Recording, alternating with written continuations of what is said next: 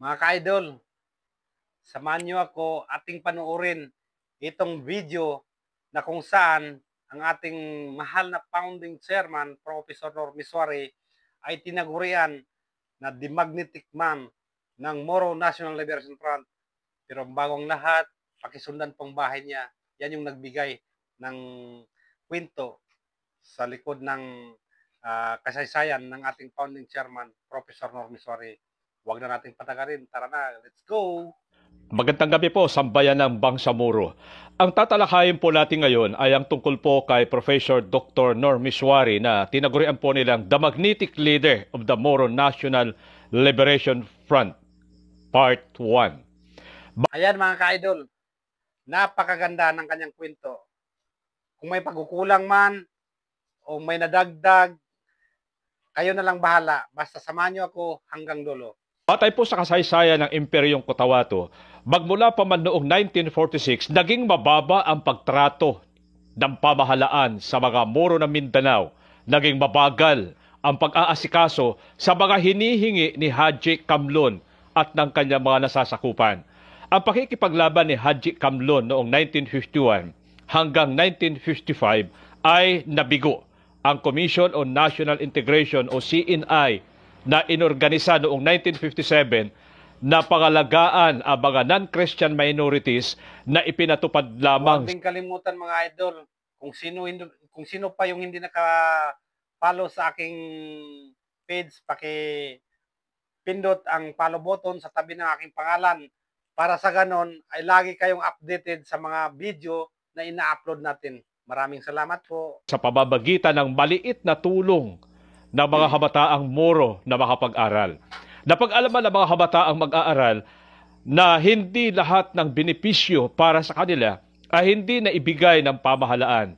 Naramdaman ng mga kabataang Moro ang walang katarungang sistema ng pagbibigay ng pambansang benepisyo para sa mga Morong kabataan.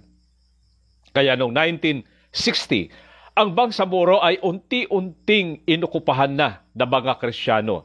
Sa katunayan, ang Fact-Finding Senate Committee sa ilalim ni Senator Manuel Manahan ay nag-ulat noong 1963 na ang mga Moro ay nagmistulang dayuhan sa sariling lupain. Dagdag pa rito ang mga problema katulad ng edukasyon, pangkabuhayan, kalusugan, transportasyon at komunikasyon. At ang isa pang pinakamalala ay inagawan pa sila ng sariling lupain o biktima ng land grabbing na inalisa ng karapatan ng mga Moro ng pagbabay-ari ng kanilang mga ninuno o ancestral land o lupang minana mula sa kanilang mga ninuno. Dahil dito, noong taong 1968 ay itinatag ni Governor Udtog Matalam ang MIM o Mindanao Independence Movement na isang malaking sorpresa sa pamahalaan. Ito ay isang deklarasyon sa pagtatatag ng isang Islamic State in Mindanao na maging kasagutan sa aspirasyon ng mga Moro sa kanilang ancestral land.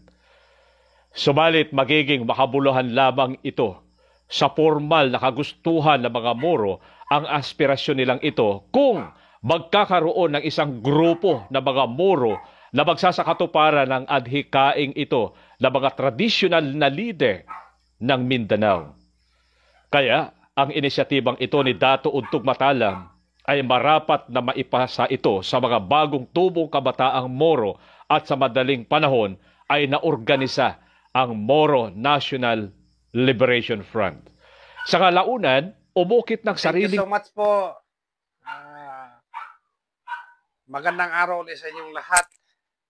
Tuloy-tuloy lang po tayo sa ating kasaysayan at isinilang ang mga kabataang Moro Liberators sa pangunguna ni Norola G. Miswari na naging chairman nito.